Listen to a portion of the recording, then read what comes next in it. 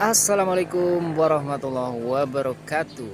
Salam satu toran para pecinta tanduran, sobat tani dan dulur-dulur tani dimanapun berada. Alhamdulillah wasyukurillah, kita masih diberikan segala nikmat bos, utamanya nikmat sehat dan juga nikmat sempat sehingga dapat beraktivitas di rutinitas kita seperti sedia kala bertani bos. Oke, kembali lagi di channel saya Cak Didik Petani Pemula yang selalu setia membahas seputar dunia pertanian, khususnya di pertanian jeruk dengan varietas Siamadu. Oke bos, aktivitas pada pagi hari ini kita akan lakukan penyemprotan rutin bos ya. Penyemprotan rutin pasca kita lakukan, alhamdulillah kemarin kita lakukan pemanenan lagi bos ya, sampai malam kemarin. Nah, tujuan kita adalah protek daripada tanaman kita ini pasca kita panen gitu. Nah, untuk cuaca pada pagi hari ini, nah ini masih jam 6 pagi bos ya, ternyata turun hujan ya, gerimis. Nah, kita di sambil kita nunggu cuacanya bagus, mataharinya muncul, kita isi tandon dulu dan kita keliling lahan kita dulu, kita kontrol lahan kita dulu bos ya. Nah, seiring berjalannya waktu bos, sebuah tanaman, setiap tanaman akan mengalami sebuah penurunan kualitas dan juga produktivitas. Nah, ini akan kita bahas sedikit bos ya, kita bahas singkat aja apa saja faktor-faktor yang akan mempengaruhi penurunan kualitas dan produktivitas tanaman jeruk. Nah, untuk itu simak terus video ini awal sampai akhir bos, dan juga yang belum subscribe dulu lah, gratis bos ya. Siapa tahu ini bermanfaat untuk dulur-dulur, terutama dulur tani jeruk dimanapun berada. Nah, kita tahu sendiri tanaman jeruk adalah tanaman tahunan yang setiap tahunnya pasti kita rawat, kemudian kita ambil buahnya, kita panen gitu ya. Kita rawat, kemudian kita panen, kemudian kita rawat lagi, kita paksa untuk berbuah, kemudian kita panen lagi. Dan pastinya kalau dia itu bisa bicara, mungkin dia akan teriak gitu ya, teriak lelah gitu ya, kesel gitu bos ya.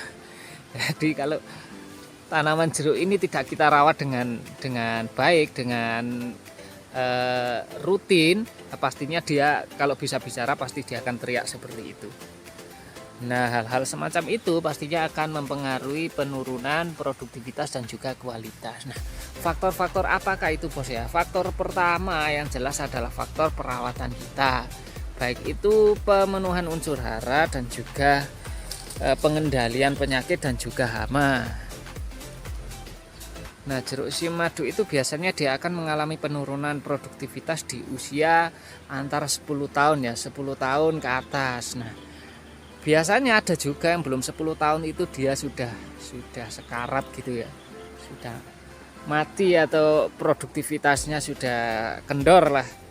Nah, itu memang juga faktor perawatan kita yang kurang baik bos ya, di awal penanaman dan juga di usia-usia antara 5 tahun sampai 10 tahun.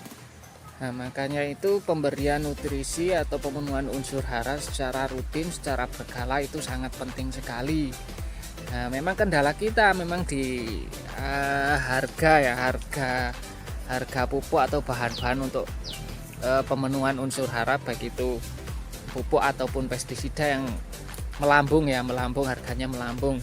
Cuman ada beberapa hal yang harus kita siasati, baik itu dosis dan juga takaran, kemudian persentase dari unsur yang kita berikan kepada tanaman. Jangan gini bos, jangan kita itu tujuan untuk hemat tetapi tanaman kita malah nggak sehat gitu ya, malah nggak subur. Itu kurang baik untuk tanaman kita, baik untuk kantong tapi kurang baik juga untuk tanaman kita. Nantinya juga hasilnya pasti tidak maksimal bos ya. Jadi untuk pemenuhan unsur hara, pemupukan dan juga penyemprotan menurut saya mutlak wajib harus kita lakukan bos ya. Jangan kendor, jangan kita kepingin hemat tapi tanaman kita yang mati nantinya bos.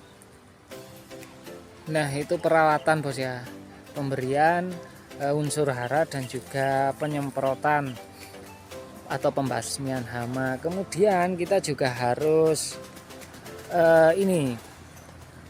harus peka terhadap tanaman kita, kapan dia waktunya kita pangkas ranting, kapan dia waktunya kita bersihkan batangnya supaya terhindar dari berbagai macam penyakit dan juga hama.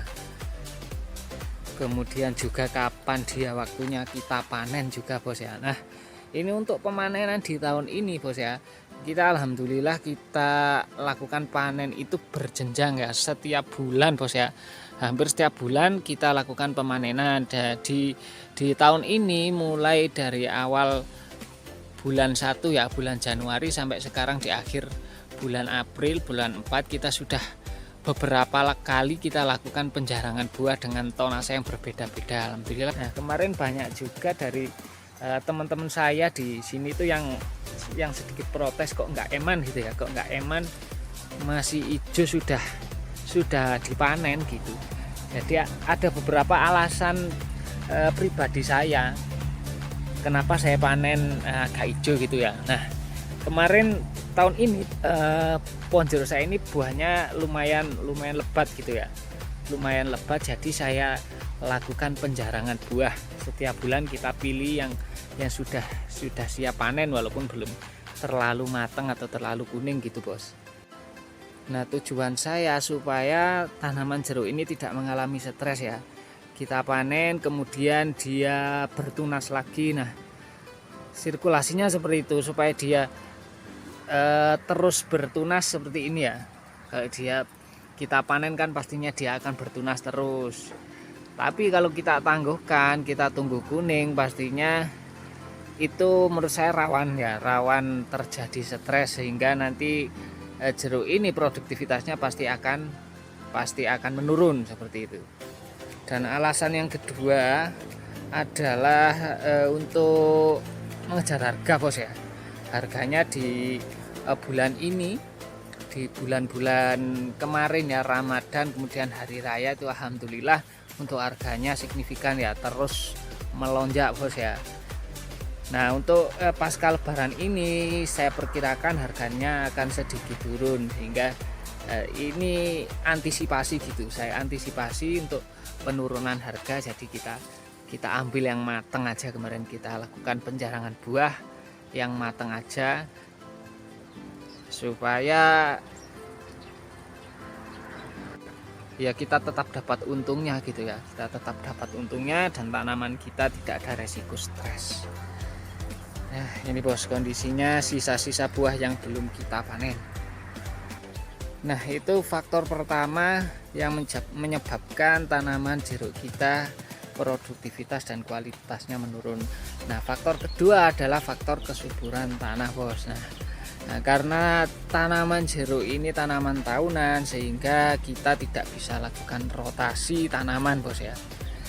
Beda dengan tanaman sayur atau hortikultura yang lain ya, yang bisa kita rolling tanamannya, kita bisa rolling, kita tanam yang lain sehingga tanah itu tetap terjaga dan tetap subur. Tapi kalau tanaman jeruk ini kita tidak bisa lakukan rotasi, sehingga kita harus selain merawat tanaman, kita juga harus merawat tanah kita.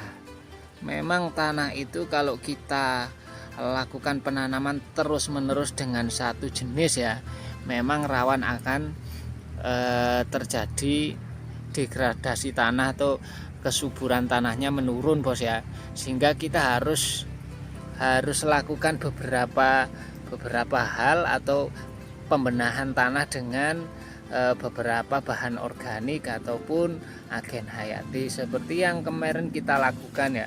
Kemarin kita lakukan selain pemberian kuhe kambing, kita juga berikan bahan-bahan organik yang lain seperti asam humat, kemudian kita juga berikan trichoderma, kemudian kita juga berikan dekomposer IM4 dan juga molase sebagai pembenah tanah seperti itu bos.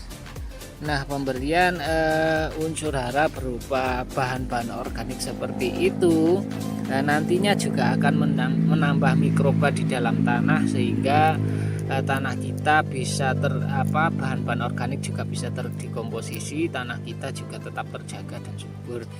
Apalagi kita juga tidak bisa meninggalkan penggunaan bahan kimia yang terus-menerus kita lakukan, baik pemupukan atau pestisida. Pastinya harus kita imbangi tanah kita supaya tetap subur, kita imbangi dengan penggunaan bahan-bahan organik. Kemudian bos ya, faktor yang ketiga adalah faktor alam bos ya, faktor alam yang tidak bisa kita lawan ya, seperti cuaca.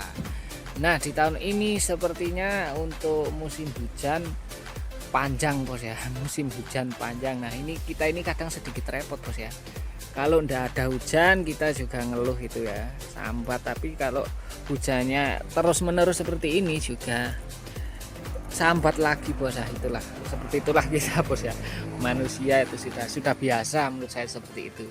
Cuman kita syukuri aja lah, kalau memang faktor alam memang juga kita ndak bisa lawan bos ya.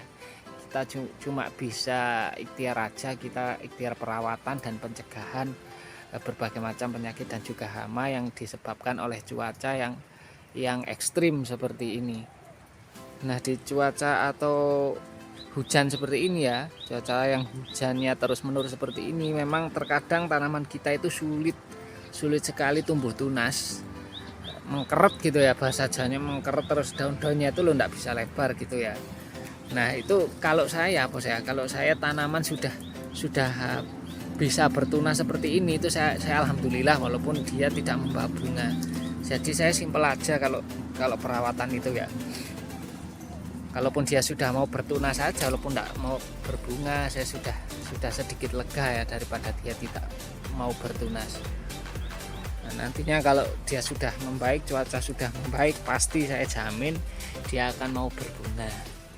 Nah ini bos, buah-buahnya seperti ini, itu hasil daripada perawatan kita selama ini bos ya. Oke bos, cukup sekian dulu video yang bisa saya bagikan pada kesempatan pagi hari ini, agar supaya tanaman kita ini produktivitas dan kualitasnya tetap oke, dan harap-harap kita tanaman jeruk kita ini bisa berusia lebih dari 10 tahun, 15 tahun ke atas gitu bos ya. Oke, terima kasih dulur-dulur. Seperti biasa, sodakoh jempolnya dulu, silahkan like, subscribe, dan komen. Terima kasih sudah menyimak video ini awal sampai akhir. Semoga bermanfaat untuk dulur-dulur tani dimanapun berada, khususnya para petani jeruk pemula. Oke, tetap semangat bertani bos, jangan dikasih kendor. Salam satu teran. Wassalamualaikum warahmatullahi wabarakatuh.